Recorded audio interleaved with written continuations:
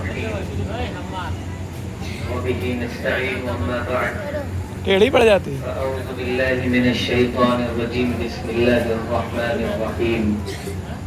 آواز نہ بڑھائیے، نہیں بڑھائیے.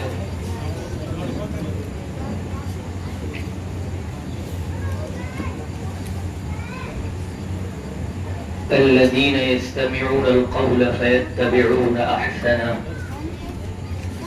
أولئك الذين هداهم الله وأولئك هم أولو الألباب. صدق اللہ العظیم. سب سے پہلے ایک چیز یہ بتائیے کہ آپ لوگوں کو آواز بالکل کلیئر آ رہی ہے، بالکل صاف آ رہی ہے، آواز دھندنا تو نہیں رہی ہے؟ ٹھیک.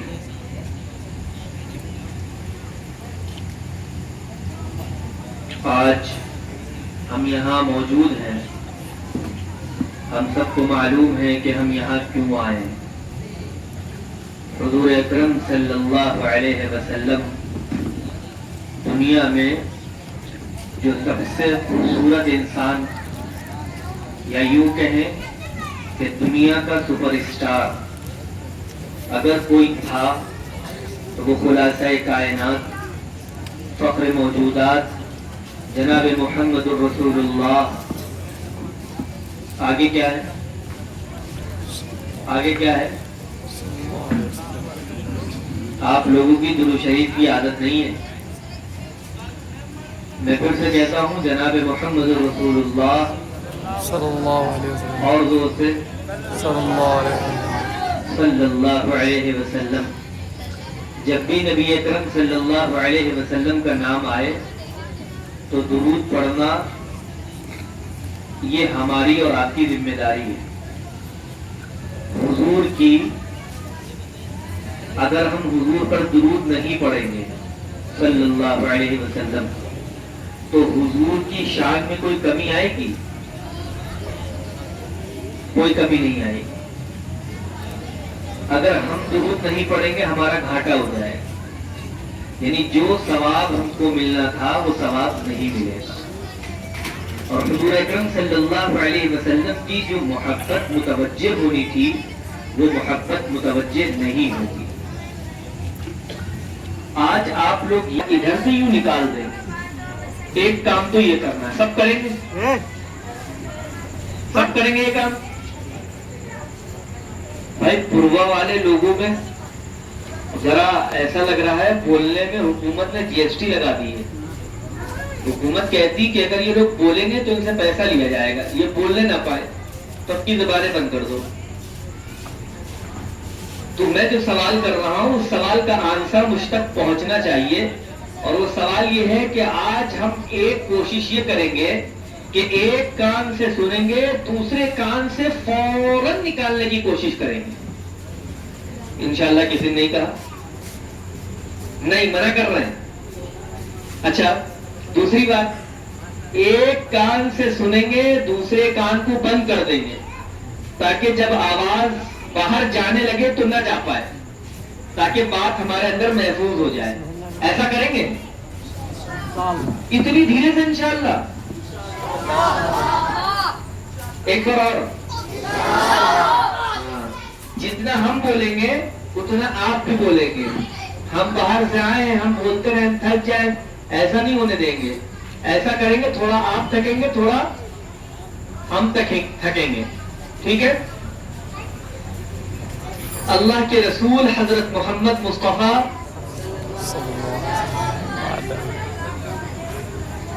محسوس یہ ہو رہا ہے کہ یہ حضور کے دیوانوں کا مجمع نہیں ہے.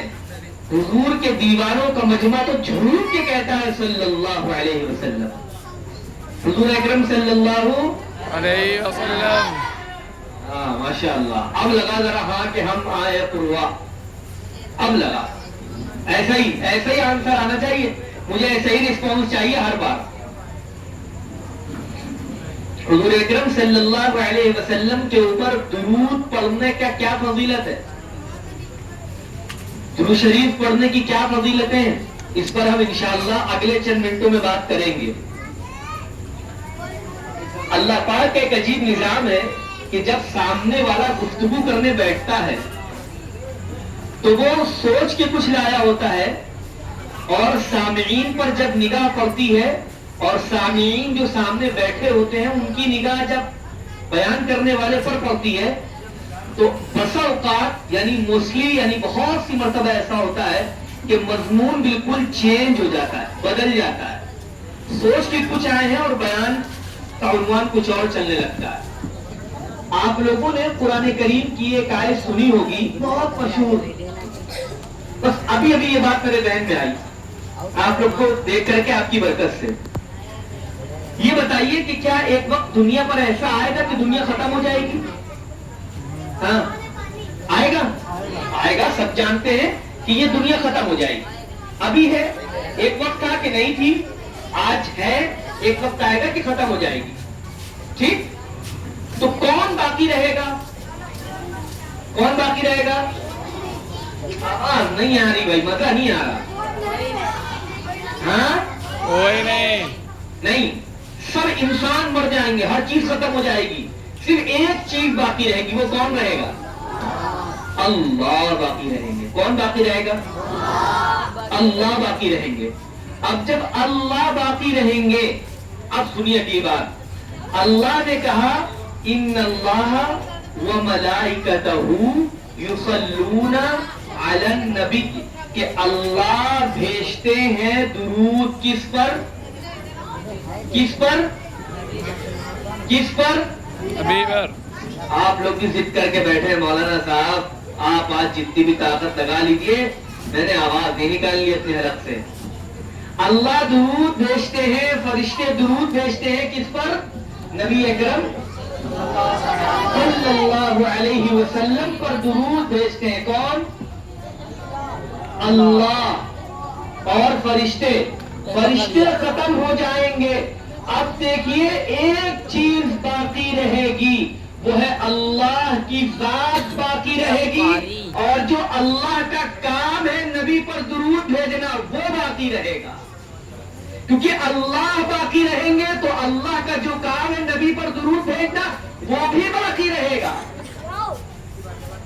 اب دیکھیے ایک بات سمجھیے، آج ہم لوگ جانیں گے رسول اللہ صلی اللہ علیہ وسلم کی زندگی کو تھوڑا سا، ہم لوگ ایک کام کریں، کیا حضور کی جو بات سنیں گے اس پر عمل کرنے کی کوشش کریں گے۔ جو میں نے قرآن کریم کی آیت پڑھی تھی شروع میں، اس میں اللہ تعالیٰ نے پتہ کیا کہا ہے؟ اللہ تعالیٰ نے کہا ہے کہ وہ لوگ عقل مند ہیں۔ کون لوگ؟ سوال، کون لوگ عقل مند ہیں؟ وہ لوگ عقل مند ہیں، سمجھدار ہیں، انٹلیکچوئل ہیں، بہت بڑے فکر ہیں، بہت بڑے سمجھدار ہیں، بہت بڑے دانشور ہیں۔ کون لوگ؟ وہ لوگ الذین یستمعون القول، جو اللہ کی بات کو توجہ سے سنتے ہیں۔ کون عقل مند ہے؟ یہ بات کو توجہ سے سنتا ہے۔ فیتبعون احسنہ، اور صرف بات سنتے نہیں ہیں اللہ اس کے رسول کی، بلکہ اس پر عمل بھی کرتے۔ عقل مند کون؟ جواب نہیں آ رہا آپ کا۔ قرآن نے عقل مند کس کو کہا؟ جواب نہیں، جواب نہ ڈالا۔ پوروا والے بھائی بڑے زبردست ہیں، بڑے زبردست ہیں، اچھے اچھے بول دیتے ہیں، لیکن پوروا والے نہیں بولنے کے لیے تیار ہے۔ میں مائک چھوڑ دوں تو جلدی سے بتائیے کون لوگ عقل مند ہیں؟ ہاں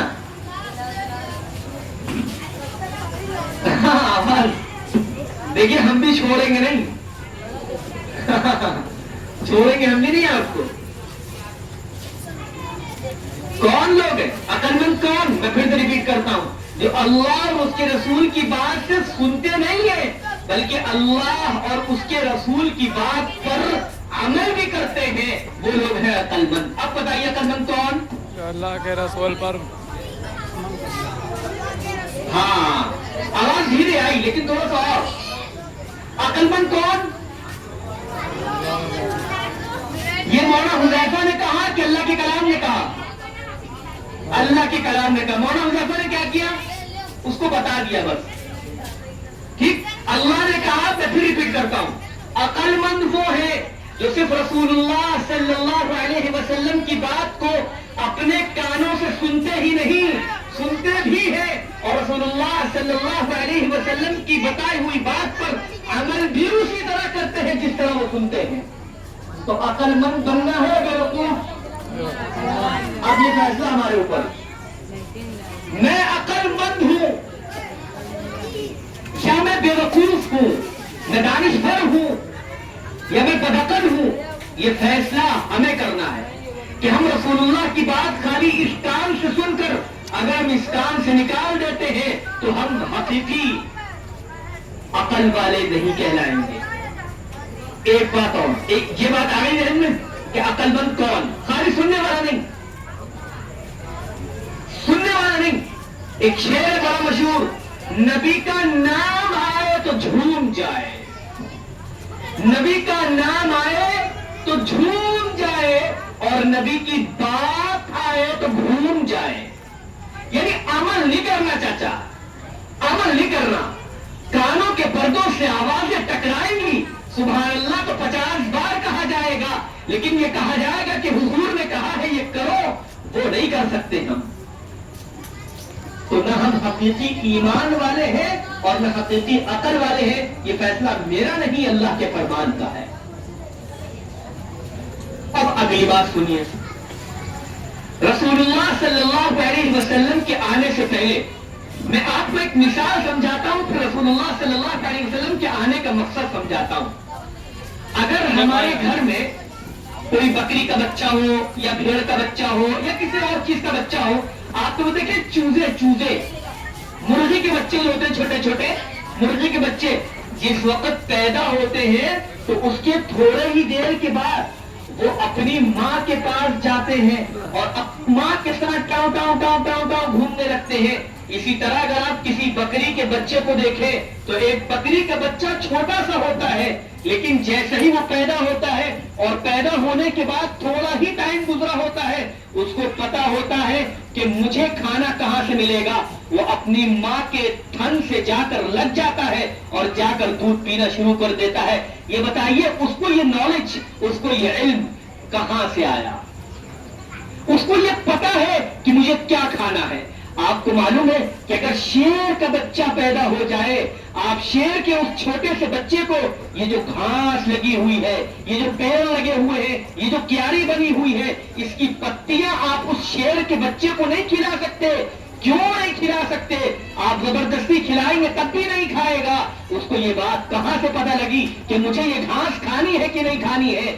آپ ایک بکری کے بچے کو لے لیں، آپ چاہیں اس کو گوشت کھلانا زبردستی، وہ بکری کا بچہ گوشت نہیں کھائے گا۔ سوال یہ ہے کہ اس کو یہ بات کہاں سے پتہ لگی کہ مجھے کیا کھانا ہے اور کیا نہیں کھانا ہے؟ جواب یہ ہے کہ اللہ نے ہر انسان کے علاوہ ہر مخلوق کو اتنا علم دے رکھا ہے بچپنے سے ہی کہ اس کی زندگی گزارنے کا سامان اس کو پتا ہے کہ ہمیں کیسے گزارنا ہے۔ انسان کو نہیں پتا، ہم انسان ہیں، ہمیں نہیں پتا کہ ہمیں کیا کرنا ہے۔ انسان کے بچے کی ایک مثال لیجئے، آپ ایک چھوٹے سے بچے کو معصوم سے لیجئے اور بڑی سی الاؤ آنکھ جلا دیجئے اور وہ معصوم سا بچہ اس کو انگارہ سمجھے گا اور وہ معصوم کا بچہ اس بہتی ہوئی آنکھ کو کوئی کھلونا سمجھے گا اور اس کی طرف بھاگے گا اس کو پکڑنے کے لیے۔ اس کی ماں اس کا پیر پکڑ کر کھینچ لے گی اور یہ کہے گی بیٹا ایسا نہیں کرتے، تمہیں نہیں معلوم یہ تم کو جلا دے گا، یہ تم کو پریشان کر دے گا، یہ تم کو جھلسا دے گا، بیٹا تمہیں نہیں معلوم۔ اسی چھوٹے سے بچے کو آپ دودھ کی بوتل کے نام پر آپ اس کو شراب پلا دیں تب بھی وہ بچہ پی لے گا۔ آپ اس بوتل کے نام پر آپ اس کو پیٹرول پلا دیں تب بھی وہ پی لے گا۔ اس کو نہیں معلوم کہ مجھے کیا پینا ہے کیا نہیں پینا ہے، لیکن جانور کے بچے کو یہ پتا ہے کہ مجھے کیا پینا ہے اور کیا نہیں پینا ہے۔ اس مضمون کو قرآن نے اس طرح بیان کیا ہے کہ دیکھو جب تم پیدا ہوئے تھے نا تو تمہاری اوقات یہ تھی، تمہاری حیثیت یہ تھی، تمہارا اسٹیٹس یہ تھا، تمہارا مقام یہ تھا۔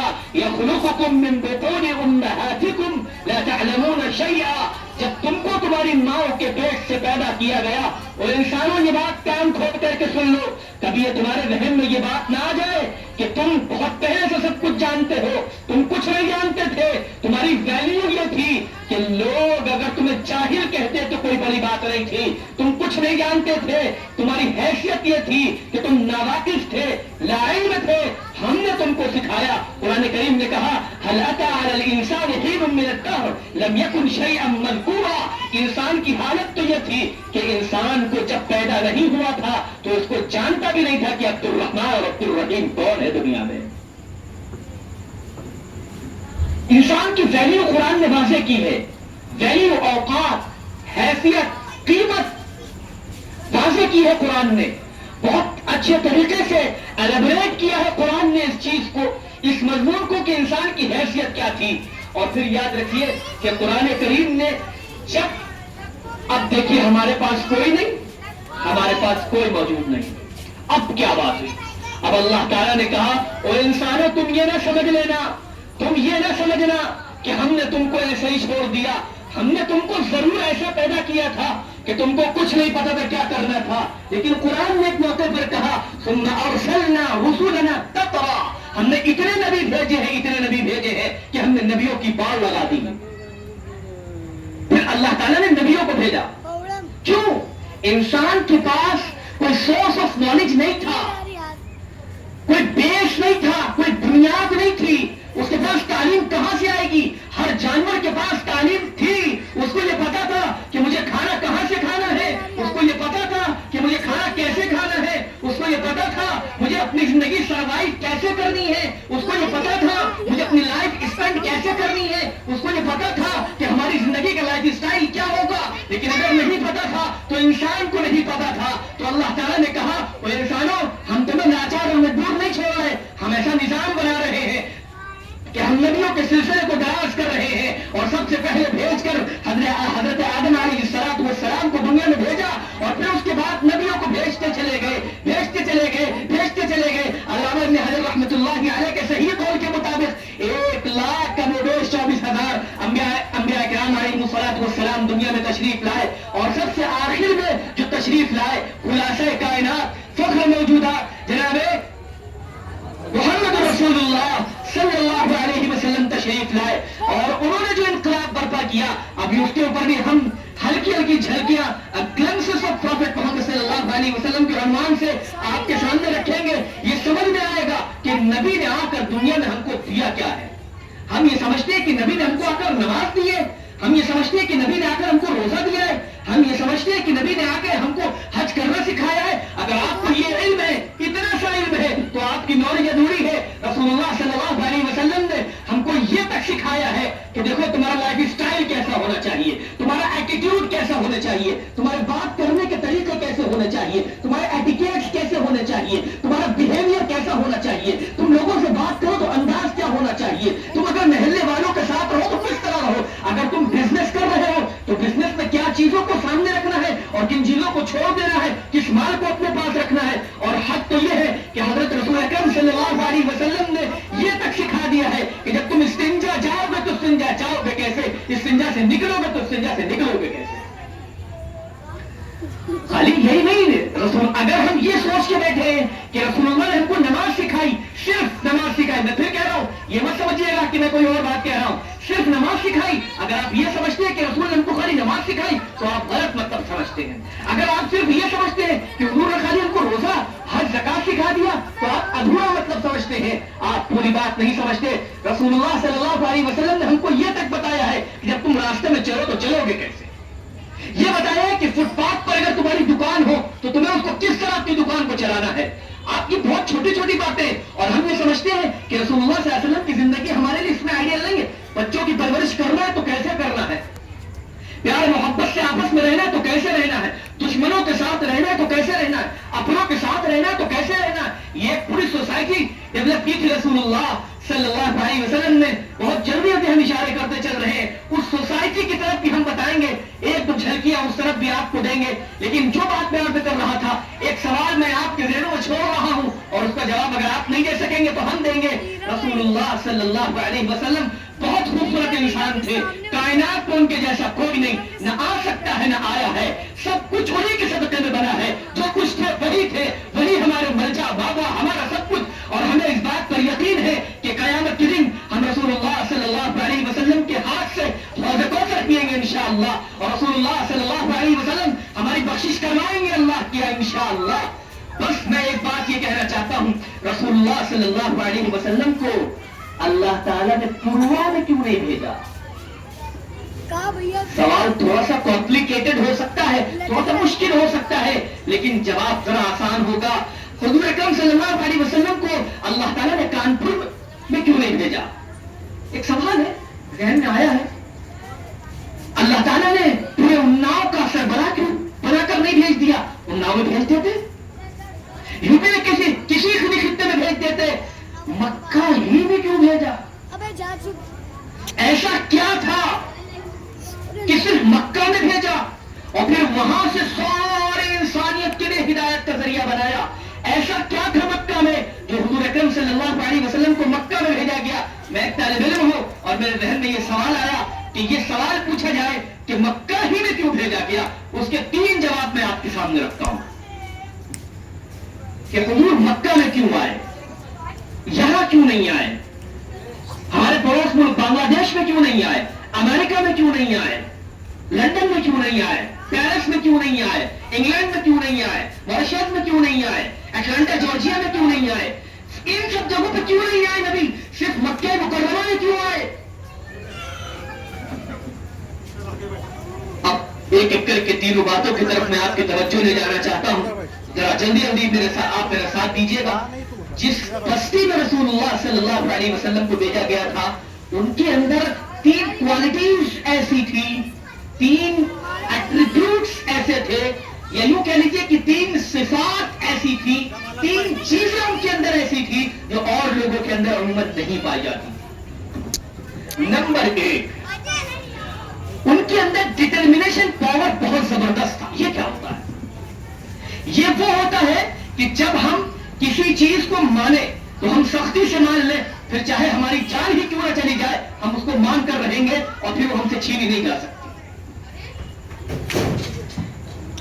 یا جس چیز کو ہم نہیں مانتے, دنیا کی پوری طاقت مل جائے, دنیا کی پوری طاقت مل جائے اور ہم سے کہے کہ اس کو مانو, یہ ہے میرے ہاتھ میں ایک گلدستہ, یہ میرے ہاتھ میں گلدستہ ہے, تو یہ مجھ سے آ کر یہ کہے کہ یہ ریئل پیڑ ہے, یہ ٹری ہے, ریئل ٹری ہے, اور میں نے مان لیا, اب پوری دنیا میرے پیچھے پڑ جائے مجھ سے ہٹا نہیں سکتی.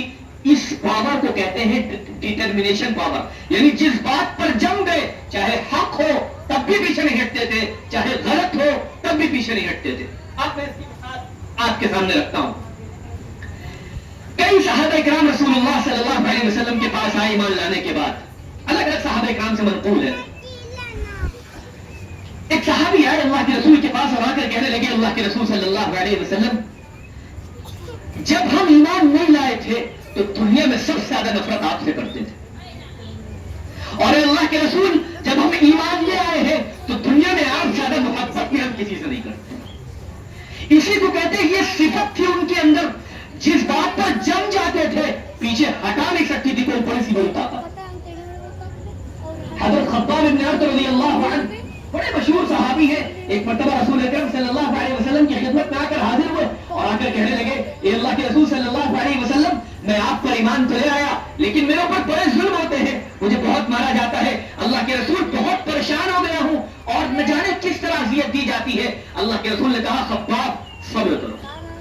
تمہارا کہا اللہ کے رسول بہت ظلم ہوتا ہے صرف اس بات پر کہ میں نے یہ کہہ دیا کہ میرا رب اللہ ہے اور رسول اللہ صلی اللہ علیہ وسلم ہمارے نبی ہے, ہم نے یہ بات کہہ دی ہے, ہمارے اوپر بہت ظلم ہوتا ہے. اللہ کے رسول نے دوبارہ فرمایا, صبر کرو.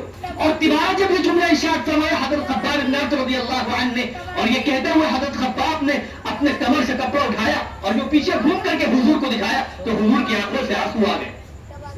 ایسا خطرناک حالات تھے کہ وہ سلائی جو ہوتی ہے لوہے کی وہ بنی ہوئی تھی حضرت خباب رضی اللہ عنہ کی پیٹھ پر, اس کو آگ میں جھلسا کر کے حضرت خباب کے پیٹھ میں لگایا جاتا تھا. وہ توقع رہتے تھے اور وہ ظالم ہٹاتے نہیں تھے, اور وہ یہ کہتے تھے اپنے اللہ کا انکار کر دو, اپنے رسول کا انکار کر دو. حضرت خباب اپنی آدمی اس بات سے پیچھے ہٹنے کے لیے تیار نہیں تھے. کیوں؟ ان کے اندر یہ پاور تھی، جس بات کو مان لیا اللہ کو مان لیا، اب دنیا کی کوئی طاقت ہم کو پیچھے نہیں ہٹا سکتی. رسول اللہ کو مان لیا، اب دنیا کی کوئی طاقت ہم کو پیچھے نہیں ہٹا سکتی. فرشتوں پر ایمان لے آئے، اب دنیا کی کوئی طاقت ہم کو پیچھے نہیں ہٹا سکتی. یہ تھی ان کے اندر ڈٹرمنیشن پاور، یہ تھی سختی. جس بات پر عزم کر لیتے تھے، جس بات پر جم جاتے تھے تو جم جاتے تھے، وہ چاہے بات غلط ہو وہ چاہے بات صحیح ہو. رسول اللہ کو ایسی بستی میں بھیجا گیا. اس کی ایک لاجیکلی وجہ، عقلی منطقی ریزن بھی انشاءاللہ دیں گے کہ کیوں ایسی بستی میں بھیجا گیا کہ جہاں ایسے صفات کے، ایسی کوالٹیز کے لوگ موجود تھے. دوسری وجہ علماء نے لکھی ہے کہ رسول اللہ صلی اللہ علیہ وسلم کو جس بستی میں بھیجا گیا، اس بستی کی ایک خاص بات یہ تھی، ویدر سسٹم بہت کرپٹ تھا، بہت بیکار تھا ویدر سسٹم. کیا مطلب؟ آپ مکہ جائیں، آپ مدینہ جائیں، آپ وہاں دیکھیں گے آپ کو یہ ملے گا کہ اس پہاڑوں کے نیچے آپ کو پانی کہیں نہیں ملے گا. دنیا جانتی ہے یہی لڑائی چل رہی ہے آج کل، پیٹرول کی لڑائی چل رہی ہے پوری دنیا میں کہ وہ فلاں سے پیٹرول لے لے، وہ چاہ رہے ہم نہ لیں، یہ چاہ رہے. پورے عرب میں پیٹرول ہی پیٹرول. آپ ذرا یہ سوچئے تھوڑی دیر کے لیے کہ جس بستی میں پانی نہیں ہے اس بستی میں رسول اللہ کو بھیجا گیا. پانی نہیں تھا. آج بھی عرب میں پانی بہت مشکل سے پرووائڈ ہو پاتا. یہ تو اللہ کا کرنا ایسا ہے کہ حرم کے آس پاس تھوڑا کچھ لوگ رہتے ہیں جو پانی جلدی سے پرووائڈ کر دیتے ہیں، ورنہ اللہ تعالیٰ آپ کو لے جائے مکہ مدینہ اور ہم کو بھی آپ لوگوں کی برکت سے لے جائے. تو یاد رکھیے یہ بات، آپ دیکھیں گے وہاں کا ماحول، جب آپ تھوڑا سا مکہ سے باہر نکلیں گے آپ کو پانی دور دور تک نظر نہیں آئے گا. جتنے کی بوتل آپ کو پانی کی ملے گی اتنی ہی بوتل آپ کو، پانی کی بوتل آپ کو مہنگی مل سکتی ہے لیکن آپ کو کولڈ ڈرنک کی بوتل سستی مل جائے گی. وہاں پانی نہیں ہے، وہاں کھیتی باڑی نہیں ہے، وہاں نظام نہیں ہے. مطلب آپ یہ سمجھیے کہ کیسا عجیب و غریب ماحول ہے وہاں کا. وہاں کھانے کا انتظام نہیں، وہاں پینے کا انتظام نہیں، وہاں اپنی سروائیول کے لیے جو چیزیں ضروری ہوتی ہیں، جو چیزیں نیسیسری ہیں، وہ چیزیں وہاں موجود نہیں ہیں. زندگی گزارنا کتنا ٹپیکل ہوتا جا رہا ہے، زندگی گزارنا کتنا دشوار، کتنا مشقت بھرا اور کتنے مصیبتوں بھرا، کیسی کیسی مشقتیں جھیلنی پڑی. کھانا پانی وہاں موجود نہیں ہے، صرف کھجوروں کے باغات ہیں. کیا کھا لے گا آدمی کھانا اس میں؟ آپ ذرا امیجن کیجئے، تصور کیجئے، اس خیال میں ڈوب جائیے کہ جہاں پہ کھانا نہ ہو. اگر ہمارے اور آپ کے گھر میں 2 دن پانی نہ آئے نا تو ہم یہاں سے کہنے لگتے ہیں کہ ہم جا رہے ہیں باہر اپنی خالہ کے گھر میں، ان کے ہاں پانی آ رہا ہے، اب وہیں رہیں گے 2-4 دن. ہمارے یہاں پانی نہ ہو تو دیکھیے کیسا حال ہوتا ہے. اور حضور اکرم صلی اللہ علیہ وسلم کی دور میں نہ پانی کا انتظام ہے، وہی یہ دیکھ کر کے آب زمزم جو کچھ استعمال ہو پا رہا، ورنہ پانی کی ایسی بڑی ضرورت تھی صحابہ کرام کو اور خود رسول اللہ صلی اللہ علیہ وسلم کو. ایسی بستی میں بھیجا گیا یہ بتانے کے لیے کہ اگر رسول اللہ صلی اللہ علیہ وسلم اس بستی میں کامیاب ہو گئے تو دنیا کی کسی بستی میں بھی جائیں گے تو وہ کامیاب ہو کر رہیں گے. وہاں بھیجا گیا، سخت ترین حالات میں بھیجا گیا. ویدر سسٹم اچھا نہیں تھا. آج بھی وہاں گرمی بہت شدید ہوتی ہے، گرمی بہت شدید ہوتی وہاں بھیجا گیا تاکہ آپ یہاں ذرا اسٹرانگ رہ کر کے یہ کام کریں. تیسرا، وہ ایلوکینٹ اسپیکر تھے. اس کا کیا مطلب ہوتا ہے؟ آپ لوگوں میں سے جو لوگ نے اسکول پڑھا ہے وہ یہ جانیں گے کہ ایک کوئی بھی ایجوکیشن ہوتی ہے وہ ایک ہائر لیول کی ہوتی ہے اور ایک مڈل ہوتی ہے. وہ اصل میں جن کو وہ زبان آتی تھی عرب کو، وہ اپنی زبان پر ناز کرتے تھے، فخر کرتے تھے. یہی وجہ ہے کہ وہ ہم جیسے لوگوں کو عجمی کہہ دیتے تھے. عجمی سمجھتے ہیں؟ عجمی گونگا. وہ یہ کہتے تھے کہ جس کو ہماری زبان نہ آئے نا وہ سمجھو گونگا ہے، اس کی ویلیو ایسی ہے گونگے جیسی. وہ ہم کو عجم کہتے تھے. عجم ہے امریکہ ہو، انگلینڈ ہو، پیرس ہو، لنڈن ہو، کچھ بھی ہو، سب عجم ہے ان کے یہاں. وہی اپنے آپ کو بہت ماہر سمجھتے تھے عربی میں. اور اللہ تعالیٰ نے رسول اللہ کے اوپر قرآن اتارا اور پھر اس میں یہ چیلنج کروائے گئے کہ ایک سورت لے آؤ، ایک آیت لے آؤ، وغیرہ وغیرہ تفصیل بنا جاتے ہوئے میں یہ بات کہنا چاہتا ہوں کہ رسول اللہ کو ایسی بستی میں بھیجا گیا کہ جہاں کے لوگ عربی بہت اچھی جانتے تھے، صرف اس لیے کہ کہیں یہ نہ کہہ دے کہ یہ جو قرآن نازل کیا گیا ہے ہو سکتا ہو کسی نے بنا دیا ہو. سب سے اچھے لوگوں میں بھیجا گیا. جب انہوں نے یہ کہہ دیا کہ ہم جیسا کلام کلام نہیں لا سکتے، تو اب کس کی طاقت تھی کہ وہ جیسا کلام لے کر کے آتا اور یہ کہہ دیا گیا کہ قرآن کے جیسا کوئی قرآن نہیں آ سکتا؟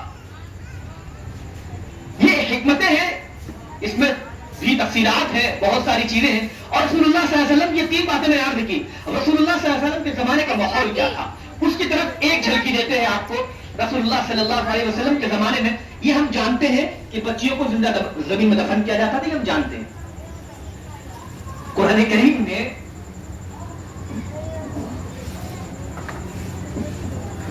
کریم نے ان لوگوں کا منظر کھینچا ہے کہ جو لوگ، جب عرب کا ایک نظام تھا، آپ یوں کہہ لیجئے کہ سوشولوجیکل ایک سسٹم تھا، وہ یہ تھا کہ بچیوں کو زمین میں دفن کر دیا کرو. بھائی دیکھو بچے اچھے نہ رہا کریں. یہ خاص طور پر میں اپنی خواتین کو اس میں مخاطب بنانا چاہتا ہوں.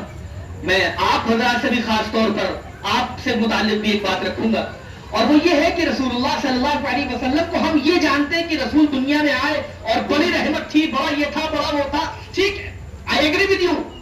لیکن اب جس طرف میں آپ کو اشارہ کرانا چاہتا ہوں، ذرا توجہ چاہوں گا آپ حضرات کی. ایک صحابی رسول اللہ صلی اللہ علیہ وسلم کے پاس آئے اور آ کر اپنی اسٹوری بیان کر رہے ہیں، اپنی ایک کہانی بیان کر رہے ہیں. اور وہ کہانی یہ بیان کر رہے ہیں، کہہ رہے اللہ کے رسول، اور رو رہے اور یہ کہتے جا رہے کہ اللہ کے رسول صلی اللہ علیہ وسلم، آپ کو معلوم ہے میری شادی ہوئی اور جب میں اسلام نہیں لایا تھا تو میں اپنی بیوی سے ملا رات میں جا کر، اور جیسے میں اپنی بیوی سے ملا، مجھے اگلے ہی کچھ دنوں کے بعد رسول اللہ صلی اللہ علیہ وسلم مجھے باہر جانا تھا بزنس کے لیے. پہلے جو بزنس کے لیے لوگ جاتے تھے تو وہ لمبے 8 سال کے لیے، 10 سال کے لیے، 12 سال کے لیے جاتے تھے. کیونکہ جیسے آج دہلی لوگ جاتے ہیں، دلی جاتے ہیں، تو جاتے ہیں ادھر گئے ٹرین سے، ادھر واپس آ گئے اگلے ہی دن. تو پہلے سواری اس طرح نہیں تھی، اونٹ سے لوگ جاتے تھے، کبھی گھوڑوں سے جاتے تھے، الگ الگ وہ تھے. تو اب یہ بات آپ یاد رکھیے کہ اس طرح کا ماحول تھا. وہ صاحب کہتے ہیں کہ اللہ کے رسول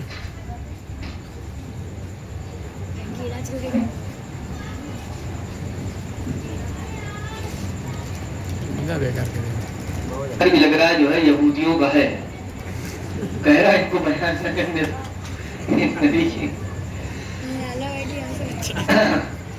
بہرحال تو میں یہ عرض کر رہا تھا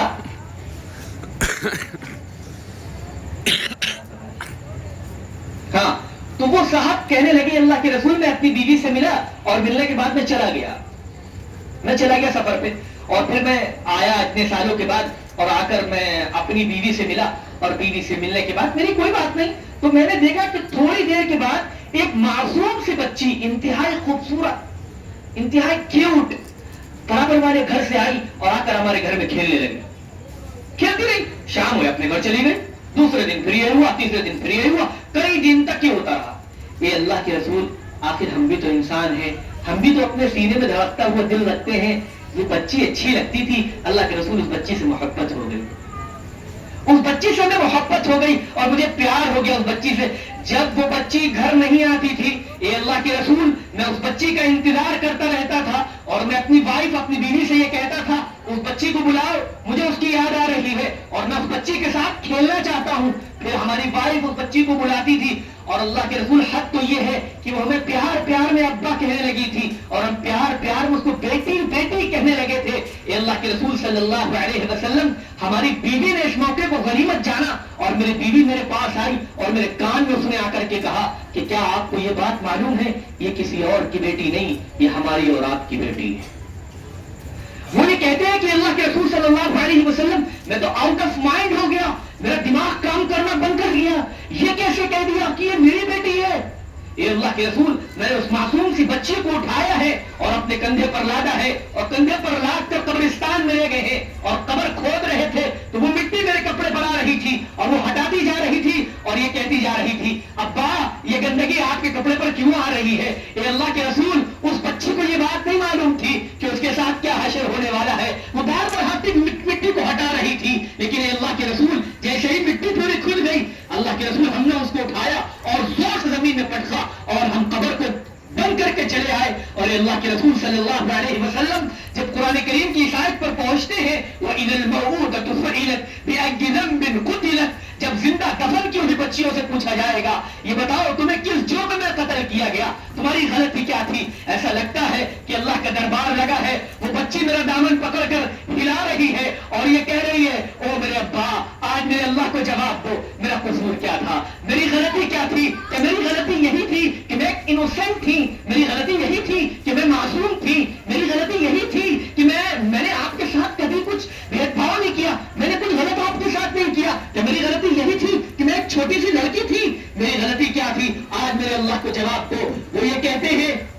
کہ اللہ کے رسول جب کبھی یہ آیت پر پہنچتے ہیں یا کبھی کھانا کھا رہے ہوتے ہیں یا کبھی خوشی کی مجلس میں ہوتے ہیں، اللہ کے رسول یہ بات ذہن میں آ جاتی ہے، اللہ کے رسول وہ خوشی کی مجلس غمی میں بدل جاتی ہے، اللہ کے رسول کھانا کھا رہے ہوتے ہیں، کھانا چھوٹ جاتا ہے، کھانا نہیں کھایا جاتا، اللہ کے رسول سمجھ میں نہیں آتا ہوگا کیا۔ میرے عزیزوں یاد رکھیے دو طرف باتیں ہیں، اللہ کے رسول صلی اللہ علیہ وسلم نے کیا جملے ارشاد فرمایا، بہت توجہ سے سنیے گا، آج آپ کو پتہ لگے گا کہ رسول اللہ کا احسان اس امت پر کتنا بڑا ہے۔ ہم یہ سمجھتے ہیں خالی نماز روزہ حج زکات، آپ سمجھیے کہ آپ کا وجود باقی ہے اللہ کے رسول کی وجہ سے۔ ابھی میں ذکر کرتا ہوں، اللہ کے رسول صلی اللہ علیہ وسلم نے فرمایا الاسلام یہدم ما کان قبلہ، اسلام لانے سے پہلے جس نے جو کچھ بھی گناہ کیے ہو، اللہ تعالیٰ اسلام لانے کے بعد سارے گناہوں کو معاف فرما دیتا ہے۔ اب سمجھیے جس نے یہ کام کیا ہو اس کے لیے کتنی بڑی چیز ہے۔ اب دیکھیے، اب اگلی بات سنیے، خواتین سے میں کہنا چاہتا ہوں خاص طور پر، اب اگلی بات سنیے جو بہت توجہ کے قابل ہے۔ اللہ کے رسول صلی اللہ علیہ وسلم نے یہ سارے حالات دیکھنے کے بعد اللہ کے رسول نے اعلان کر دیا اب کسی بچے کو قتل نہیں کیا جائے گا۔ اور اللہ کے رسول صلی اللہ علیہ وسلم نے عورتوں کے، بچیوں کے، لڑکیوں کے فضائل بیان کیے اور کہا کہ جس کی 2 یا 3 بیٹیاں ہو وہ جنت میں جائے گا۔ اور ایک صحابی نے پوچھ لیا کہ اللہ کے رسول اگر کسی کی ایک ہی بیٹی ہو، اللہ کے رسول نے کہا اچھے سے تربیت کری تو وہ بھی جنت اپنے اوپر واجب کر لے گا۔ الگ الگ انداز میں کیسی کیسی فضیلتیں بیان کی ہے رسول اللہ نے، اور یہ کہا کہ جو اپنی بیٹی کی تربیت کرے گا اس کے ساتھ یہ فضیلت ہے، اس کو یہ دیا جائے گا، جو اپنی باندھی کے ساتھ یہ کر لے گا اس کو یہ دیا جائے گا۔ آپ کو معلوم ہے کہ لڑکیوں کی 4 کیٹیگری بنتی ہیں، 4 قسم کی لڑکیاں ہوتی ہیں، یا تو ایک لڑکی کبھی لڑکی ہوتی ہے کسی باپ کی، یا تو ایک لڑکی کبھی ماں ہوتی ہے، یا تو ایک لڑکی کبھی بیوی بنتی ہے، یا تو ایک لڑکی کبھی بہن بنتی ہے۔ یہ چاروں کوالٹیز کو رسول اللہ صلی اللہ علیہ وسلم نے الگ الگ ذکر کیا اور کہا کہ اگر کوئی بھائی ہے اپنی بہن کی اچھی تربیت کرتا ہے اس کے اوپر جنت واجب ہو جائے گی، اگر کوئی شوہر ہے اپنی بیوی کے ساتھ اچھا برتاؤ کرتا ہے تو وہ شوہر جنت میں چلا جائے گا، اگر کوئی باپ ہے اپنی بیٹی کی اچھی تربیت کرتا ہے تو وہ شوہر جنت میں چلا جائے گا۔ ہر طرح سے رسول اللہ صلی اللہ علیہ وسلم نے عورتوں کے ایسے فضائل بتائے۔ اب آپ سوچئے کہ جس زمانے میں پوری سوسائٹی، پورا معاشرہ یہ طے کر چکا ہو کہ عورتوں کو زمین میں دفن کرنا ہے، جس زمانے میں ہر بندہ یہ طے کر چکا ہو کہ عورت کا پیدا ہونا تو ایک عیب دار چیز ہے، اس زمانے میں تنہا ایک بندہ کھڑا ہوتا ہے اور وہ یہ کہتا ہے کہ دیکھو آج سے بچیوں کو قتل نہیں کیا جائے گا، آج سے بچیوں کی یہ فضائل ہیں اور یہ چیزیں ہیں۔ آج یاد رکھیے، آج پوری کائنات میں جو عورتیں زندگی گزار رہی ہیں، یا ہماری بہنیں یا ہماری مائیں جو زندگی گزار رہی ہیں، یاد رکھیے یہ صدقہ ہے جناب رسول اللہ صلی اللہ علیہ وسلم کا، ان کا صدقہ ہے کہ آج یہ خواتین، یہ عورتیں آج باقی ہیں پوری دنیا میں جو عورتیں زندگی گزار رہی ہیں۔ اگر اسی طرح کائنات میں نظام چلتا رہتا اور رسول اللہ صلی اللہ علیہ وسلم اس چیز کو ختم نہ کرتے تو آج ہماری ماں ہمارے پاس نہ ہوتی، آج ہماری بہن ہمارے پاس نہ ہوتی، آج جن لوگوں کی بیویاں ہیں ان کی بیویاں ان کے پاس نہ ہوتی، ان کی بہنیں ان کے پاس نہ ہوتی، یہ ہماری مسلمان بہنیں دنیا میں موجود نہ ہوتی اگر رسول اللہ صلی اللہ علیہ وسلم اس چیز کو ختم نہ کرتے۔ یہ احسان ہے رسول اللہ صلی اللہ علیہ وسلم کا آج جو ہمارے یہاں خواتین موجود ہیں۔ ہم نے اصل میں سمجھا ہی نہیں رسول اللہ صلی اللہ علیہ وسلم کے احسان کو کہ ہم باقی ہیں رسول اللہ کی وجہ سے، وہ تو بہت دور کی بات ہے۔ آج ہم ہیں دنیا میں رسول اللہ کی وجہ سے، صلی اللہ علیہ وسلم نہیں نکلنا آپ لوگوں کے۔ تو غلاموں کو کیا کیا جاتا تھا معلوم ہے؟ یہ ہمارے ساتھ کون صاحب آئے، 2 لوگ ہوتے تھے، بیٹ لگاتے تھے، شرط آ ہو گئی کتنے کی، ہمارے جیسے بولے آ ہو گئی کتنے کی، لگا لو 100۔ شرط کس بات پہ ہوتی تھی؟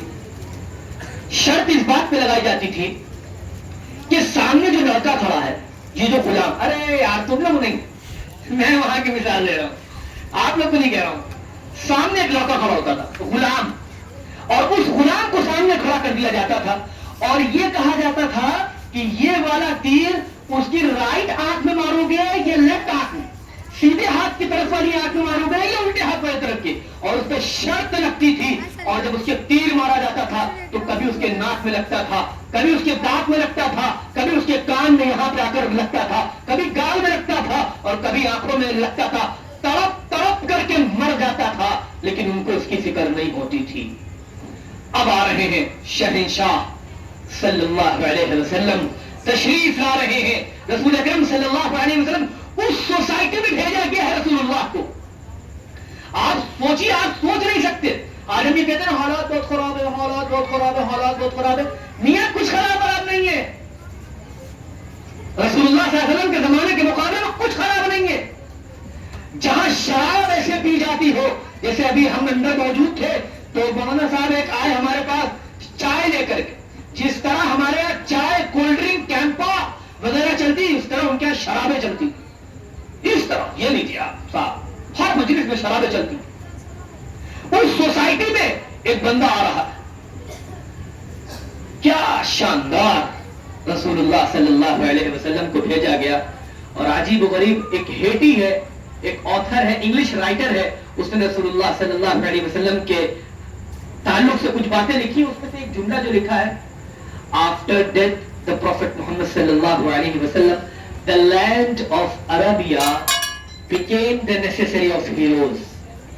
اس نے یہ کہا کہ رسول اللہ صلی اللہ علیہ وسلم کے دنیا سے جانے کے بعد 23 سالہ پیغمبرانہ زندگی رسول اللہ صلی اللہ علیہ وسلم کی جو ملی, جس میں نبوت ملی اور جس میں رسول اللہ نے کام کیا, وہ 23 سال.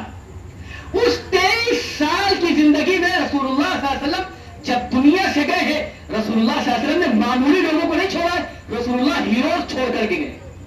کیسے ہیروز؟ بس ایک دو باتیں عرض کرتا ہوں. کتنے بجے تک ہے؟ ماڈل نے بتا دیا 5-10 منٹ, بس جلدی سن لیجیے. اچھا, ناسخ آ گیا ادھر سے ٹائم تھوڑا. بہرحال چلیے میں بھی جلدی اس کو کنکلوڈ کرنا چاہتا ہوں. کیسے تھے صحابہ؟ میں یہ بتانا چاہتا ہوں کہ رسول اللہ صلی اللہ علیہ وسلم دنیا میں آئے اور کن حالات میں آئے اور انسانوں کو کیا تحفہ دیا. جب لوگوں کے ساتھ یہ ہوتا تھا, یعنی تیر ماری جاتی تھی, رسول اللہ نے آ کر یہ کہا کہ جو شخص اپنے پاس غلام رکھے اور غلاموں کی اچھی تربیت کرے, ان کو تعلیم دے, وہ جنت میں جائے. دیکھیے جو پریشان لوگ تھے, فوراً رسول اللہ صلی اللہ علیہ وسلم نے ان کی پرابلم کو سالو کرنے کی کوشش کری, ان کی پرابلم کو ختم کرنے کی کوشش کری. اب دیکھیے, حضرت عمر رضی اللہ عنہ کے زمانے میں حضرات صحابہ کرام کا ایک لشکر حمص اور بعلبک, ادھر شام اور عراق اور ان علاقوں میں گئے صحابہ کرام. حضرت سعد بن وقاص رضی اللہ تعالیٰ عنہ موجود تھے اور بھی دیگر صحابہ کرام موجود تھے. تو جب وہاں پہنچے تو صحابہ کرام کا معمول جو رسول اللہ نے سکھایا تھا وہ یہ تھا, یہ اس لیے بتا رہے ہیں کہ ہمیں یہ سبق یہاں سے لے کے اٹھنا ہے. آج خالی محض بیان کر دینا کافی نہیں ہے. الذین یستمعون القول فیتبعون احسنہ. عقل مند وہ نہیں ہے جو خالی بات کو سن لیتا ہے, عقل مند وہ ہے سننے کے بعد عمل بھی کرتا ہے. اب دیکھیے, رسول اللہ صلی اللہ علیہ وسلم کی جو تربیت تھی وہ تربیت ہو گئی. اب حضرت عمر کے زمانے میں صحابہ کا لشکر حمص اور بعلبک گیا. اس نے دیکھا کہ یہاں لوگوں کی لوکل پرابلم کیا ہے, یہاں کے لوگوں نے زمینیں چھین لی ہیں, زمینیں چھین لی, اور یہ جو مزدور تجارت کرنے والے لوگ ہیں یہ بہت پریشان ہیں. تو ان لوگوں نے کیا کیا, صحابہ نے آ کر کے سب سے پہلے ایک کام یہ کیا کہ ان سے کوئی پیسہ نہیں لیا لوگوں سے, اور وہاں محنت کری اور محنت کر کے اس زمین کو اپنے قبضے میں لیا.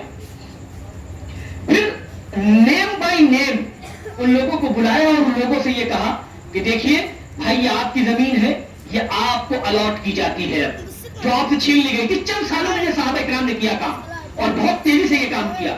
ان لوگوں کو واپس کر دی. جن لوگوں کی زمینیں لوگوں نے چھین رکھی تھی, وہاں پہلے جا کر کے لوگوں کو اسلام میں داخل کیا. اسلام کی صحابہ کرام یاد رکھیے دعوت بہت کم دیتے تھے, یہ بات سمجھ لیجیے. دعوت کیا دیتے تھے؟ پریکٹیکلی دعوت تھی ان کی. وہ بات اس طرح کرتے تھے لگتا تھا کہ ہاں کہ حضور کا نمونہ موجود ہے. وہ بزنس اس طرح کرتے تھے کہ جھلکتا تھا کہ ہاں حضور کا نمونہ موجود ہے. جب وہاں صحابہ گئے تو انہوں نے بزنس میں ہاتھ ڈالا اور ساری چیزیں کی, اور ایک بڑا ان کے پاس زمینیں آ گئی. اور سب کے نام بائی نام جن کے تھے سب کو رجسٹرڈ کر دیا کہ بھائی یہ تمہاری زمین تھی، یہ تمہاری زمین تھی، یہ تمہاری زمین تھی، یہ تمہاری زمین تھی، یہ تمہاری زمین تھی، سب لوگ اپنا اپنا مان لے لو. جب غریبوں کے پاس ان کی زمینیں واپس آ گئی، غیر مسلم تھے سارے کے سارے ادھر غیر مسلم تھے، تو جب سب کی زمینیں واپس آ گئی، آپ ذرا یہاں رک کر کے سوچیے ایک بات. کچھ لوگوں کو یہ پتہ لگ جائے کہ ایک قوم آئی ہے، وہ باہر سے آئی ہے اور اس کا کام یہ ہے کہ وہ ہر طریقے کی پریشانیوں کو دور کرتی ہے. وہ نہ پیسہ لیتی ہے، کچھ بھی ہم سے نہیں لیتی ہے، نہ مال لیتی ہے، نہ پیسہ لیتی ہے، نہ کھانا لیتی ہے، خود بھی اپنا سب کچھ کرتی ہے، لیکن ہماری مدد کرتی ہے. آپ سوچیے کیسی محبت پیدا ہو جاتی ہے ان لوگوں کے دلوں میں. آپ کو معلوم ہے روایتوں میں آتا ہے کہ حضرت عمر کا جب خط آیا ہے کہ بھائی اب حمص اور بعلبک میں اگر کام مکمل ہو گیا ہو تو وہاں سے فوراً نکلو، اب تم لوگ کو دوسرے علاقے میں جانا ہے. حضرت سعد رضی اللہ عنہ موجود تھے، انہوں نے کہا کہ بھائی اب یہاں سے ہم لوگ نکل جائیں گے اور اب ہمارا یہاں کچھ نہیں ہے. جو وہاں کا مزدور طبقہ تھا آ کر ہچکیوں سے رونے لگا اور یہ کہنے لگا کہ اللہ کے واسطے آپ یہاں سے نہ جائیے، آپ کی وجہ سے ہمیں سکون ملا ہے. اگر آپ لوگ یہاں رہتے ہیں تو یاد رکھیے ہمیں اپنی قوم سے اتنی محبت نہیں ہے جتنی آپ سے محبت ہے. ہمیں اطمینان جتنا آپ سے ہے اپنی قوم سے اتنا اطمینان نہیں ہے. ہمیں جتنی چاہتے آپ سے ہے اتنی چاہت اپنی قوم سے نہیں ہے. آپ اللہ کے واسطے مت جائیے. روایات میں الفاظ موجود ہے کہ بوڑھی عورتیں اور بوڑھے مردوں نے صحابہ کرام کیا کہا، ہاتھ پکڑ لیے اور کہا کہ اللہ کے واسطے آپ مت جائیے یہاں سے، اگر آپ چلے جائیں گے تو ہمارا کیا حال ہوگا، آپ نہ جائیے یہاں سے. تو صحابہ کرام نے کہا کہ نہیں، اب تو ہمارا مسئلہ یہاں حل ہو گیا، اب ہمیں یہاں سے نکلنا ہوگا کیونکہ حضرت عمر کا فرمان آ چکا ہے اور مجھے یہاں سے جانا ہوگا. تو روایات میں جو الفاظ موجود ہیں وہ یہ ہے کہ بوڑھی عورتیں اپنے چرچ میں گئیں اور چرچ میں جانے کے بعد انہوں نے یہ دعائیں کی جو بھی ان کا گاڈ اور خدا ہوتا تھا، ان سے یہ کہا کہ اے اللہ، او گاڈ، ان کو باقی رکھیے، اے اللہ ان کے یہاں باقی نہیں رہ سکتے تو ان کو دوبارہ ضرور واپس لائیے، ان کے جیسے انسان ہم نے دنیا میں نہیں دیکھے. یہ جو صحابہ کرام رضوان اللہ علیہم اجمعین وہ دوسروں کی پرابلمز کو سالو کرتے تھے، اپنے مفاد نہیں دیکھتے تھے. ہمارا فائدہ ہوگا تو ہم کریں گے. حضرت ابو بکر رضی اللہ عنہ کو جو بہت پریشان کر دیا گیا، حضرت مولانا سید ابو الحسن علی ندوی رحمۃ اللہ علیہ نے اپنی کتاب میں یہ بات لکھی ہے، ان کا انٹرویو چھپا ہے جنہوں نے اس میں یہ بات ذکر کی ہے اور بڑی زبردست بات ہے کہ ابن دغینہ بہت ظالم آدمی تھا، بہت ظلم کرتا تھا رسول اکرم صلی اللہ علیہ وسلم اور خاص طور پر حضرت ابو بکر رضی اللہ عنہ پر. ابن دغینہ اور ابن دغینہ روایت میں مختلف الفاظ ملتے ہیں. تو ابن دغینہ جو تھا، حضرت ابو بکر نے رسول اللہ صلی اللہ علیہ وسلم سے کہا اللہ کے رسول ہم یہاں سے جانا چاہتے ہیں، بہت ظلم کر دیا ان لوگوں نے، مجھے بہت پریشان کر لیا، یہ اللہ کے رسول میں یہاں سے جاؤں گا. اللہ کے رسول نے کہا کہاں جاؤ گے؟ کہا شام جائیں گے، یہ کریں گے، یہ کریں گے. اللہ کے رسول نے کہا کہ ٹھیک ہے دیکھ لو. حضرت ابو بکر صدیق رضی اللہ تعالیٰ عنہ جا ہی رہے تھے تو ابن دغینہ نے دیکھ لیا کہ ابو بکر جا رہے ہیں. ابن دغینہ آیا اور اس نے دیکھا کہ ابو بکر سواری پر سوار ہے اور فوراً آ کر کہا ابو بکر کہاں جا رہے؟ کہا کہ اب میں یہاں نہیں رکوں گا، بہت مارا گیا ہوں، بہت پریشانی ہو گئی ہے، اب میں یہاں نہیں رہ سکتا، بہت پریشانی مجھے جھیلنی پڑ رہی ہے. جب حضرت ابو بکر نے یہ کہا تو ابن دغینہ نے ابو بکر کے ہاتھ پکڑ لیے اور ابن دغینہ نے یہ کہا کہ ابو بکر ہمیں معلوم ہے کہ ہم تم پر بہت ظلم کرتے ہیں، ہمیں اس بات کا خوب احساس ہے کہ ہمیں اس طرح تمہارے اوپر نہیں کرنا چاہیے، لیکن ابو بکر میں یہ قسم کھا کر کہتا ہوں ابو بکر اگر تم نہیں رہو گے تو بچے بھوکوں مر جائیں گے. یہ مزاج بیٹھا تھا باطل کے اندر کہ اگر صحابہ نہیں رہے یہاں تو تباہی آ جائے گی. یہ مزاج تھا. لوگ اپنا مائنڈ سیٹ کر چکے تھے، اپنی آئیڈیالوجی بنا چکے تھے کہ اگر صحابہ یہاں نہیں رہے تو پھر بربادی آئے گی. ابن دغینہ کا دوسرا جملہ سنیے. ابن دغینہ نے کہا کہ ابو بکر اگر تم یہاں سے چلے جاؤ گے تو بیوائیں تڑپ اٹھیں گی. ابو بکر اگر تم رہتے ہو تو ہمیں اس بات کا کوئی احساس نہیں ہوتا اور ہمیں خوب اس بات کا یقین ہوتا ہے کہ آج رات میں کوئی بھوکا نہیں سوئے گا. یہ کیسے پتا تھا؟ ابو بکر اگر تم رہتے ہو تو مجھے یہ احساس رہتا ہے کوئی بچہ اگر یتیم ہوگا تو اس کو یتیمی کا احساس نہیں ہوگا. ابو بکر اگر تم رہتے ہو ہمیں اس بات کا، ہم تمہارے پر ظلم کرتے ہیں، ہم اس بات کا اقرار بھی کرتے ہیں کہ ہم غلط کرتے ہیں، لیکن ابو بکر تم اللہ کے رسول کو مانتے ہو, ہم یہ بھی مانتے ہیں کہ تمہارا ماننا اپنی جگہ صحیح ہے, لیکن ابو بکر ہمارا ظلم جو کرنا ہے یہ غلط ہے, لیکن ابو بکر ہم تمہارے ہاتھ جوڑتے ہیں, ابو بکر تم اس جگہ سے نہ جاؤ. ابو بکر رضی اللہ عنہ نے ابن دغینہ کی بات سن کر کے اپنا سفر ملتوی کیا تھا اور دوبارہ آ کر کے ویسے ہی کام جس طرح کیا کرتے تھے اس طرح کام انجام دیا. یہ تھے صحابہ کرام. رسول نے کیا کیا تھا کہ پوری کی پوری پلٹن اور پورے کے پورے جتھے کے جتھے ایمان قبول کرنے کے لیے مجبور ہو گئے تھے. ان کے کچھ سمجھ میں نہیں آتا تھا, ان کے اسلام کے علاوہ کچھ سمجھ میں نہیں آتا تھا. حضرت سعد بن وقاص رضی اللہ تعالیٰ عنہ کے لشکر میں باقاعدہ بھیجا گیا کہ یہ دیکھ کر کے آؤ, جب نبی کی جماعت کہیں جاتی ہے تو ہماری فوج تو ہمارے ساتھ رہتی ہے, لیکن جو ہمارے مسلمان لوگ ہیں وہ ان کے ساتھ ہو جاتے ہیں. پتہ نہیں صحابہ کیا کرتے جا کر کے, سمجھی میں نہیں آ رہی بات ہمیں. تو ایک کو بھیجا رستم نے ایک کو بھیج دیا, کہا ذرا نبی کی مجلس میں 3 دن رہو, صحابہ کی مجلس میں 3 دن رہ کر کے آؤ, پھر مجھے پتہ بتاؤ کیا چل رہا ہے مارکیٹ میں, کیا ہے ان کی آئیڈیالوجی, کیا ہے ان کا مائنڈ سیٹ.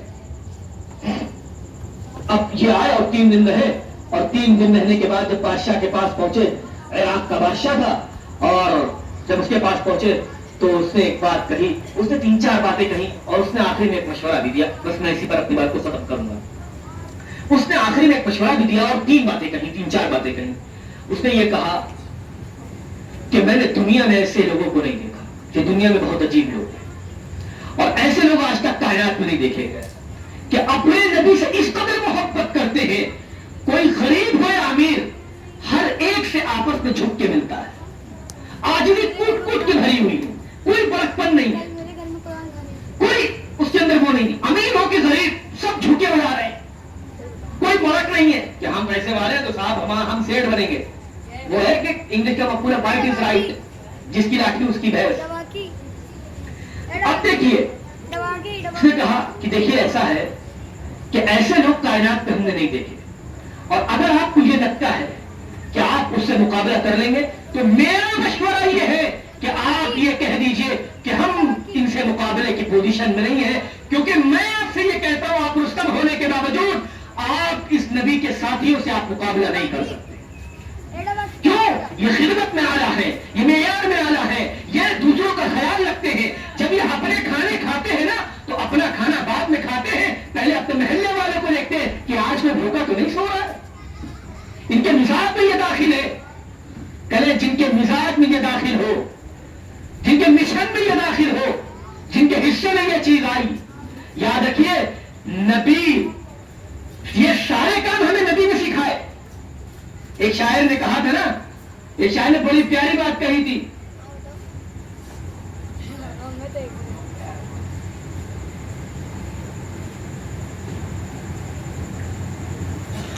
ایک شاعر نے بڑی پیاری بات کہی تھی, بن تیرے وسیلے جو بلندی پہ گئے ہیں, بلندی یعنی اونچائی, بن تیرے وسیلے یعنی رسول اللہ صلی اللہ علیہ وسلم کے وسیلے کے بغیر, بن تیرے وسیلے جو بلندی پہ گئے ہیں مہتاب پہ جا کر بھی انہیں خاک ملی ہے. کیا مطلب؟ اوپر بھی چلے گئے بس مٹی کے سوا کچھ نہیں ملا. تو یاد رکھیے جو کچھ ہمارا ملجا مانگا, ہماری آخرت کا ذخیرہ جو کچھ ہے وہ کوئی اور نہیں ہے, وہ خلاصہ کائنات ہے, فخر موجودات ہے, جناب رسول اللہ صلی اللہ علیہ وسلم ہے. ایک بات آخری میں عرض کر دینا چاہتا ہوں اور پھر آپ سے رخصت ہوں گا, اور وہ بات یہ ہے میرے بھائیوں, ہر سال ہماری زندگی میں ربیع الاول آتا ہے. اگر ہمارا کام صرف یہ پروگرام کر لینا ہوتا بہت آسان تھا, ہمارا کام جلوس نکال لینا ہوتا تو بہت آسان تھا, اگر ہمارا کام جھنڈے لگا کر کے کچھ نعتیں پڑھ لینا ہوتا تو واقعی بہت آسان تھا. یہ سب اگر آپ کرتے ہیں تو اپنی جگہ کریے, لیکن ایک اس بھائی کی ایک درخواست کو قبول کر کے ضرور جائیے گا, اور وہ درخواست یہ ہے کہ آج سے یہ طے کیجئے کہ ہم نے جو سنت حضور کی چھوڑی ہے آج سے ہم یہ زندہ کریں گے. صرف 2 سنتوں پر عمل کریں گے آج سے. کتنی سنتوں پر؟ 2 سنتوں پر عمل کریں گے. نمبر 1 بہت چھوٹی سنت ہے, بہت چھوٹی سنت ہے. سب سے پہلی سنت یہ کہ جب بھی چپل پہنیں گے تو سیدھے پیر سے پہنیں گے. کیا کریں گے؟ جب بھی چپل پہنیں گے سیدھے پیر سے پہلے پہنیں گے. ایک کام. دوسرا کام, ہم وہ بہت لوگ کرتے ہوں گے نو ڈاؤٹ, لیکن پھر بھی میں اس کو یہ کریں گے کہ جب بھی کھانا کھائیں گے تو ہاتھ دھو کر کے کھائیں گے. کیا کام کریں گے؟ ہاتھ دھو کر کے کھائیں گے. یہ سنت ان دو سنتوں پر عمل کون کرے گا؟ صرف ان دو سنتوں پر. ہاں اب جب اگلا سال ہوگا پھر آپ ربیع الاول کا اسی طرح جشن منائیے. ارے بھائی میرے آقا کی ولادت ہے, ہم اب پھر حضور کی دو سنتوں پر نئی سنتوں پر عمل کریں گے. پھر اگلا سال آئے, آپ کی زندگی میں دیکھیے گا انقلاب آ جائے گا انشاءاللہ.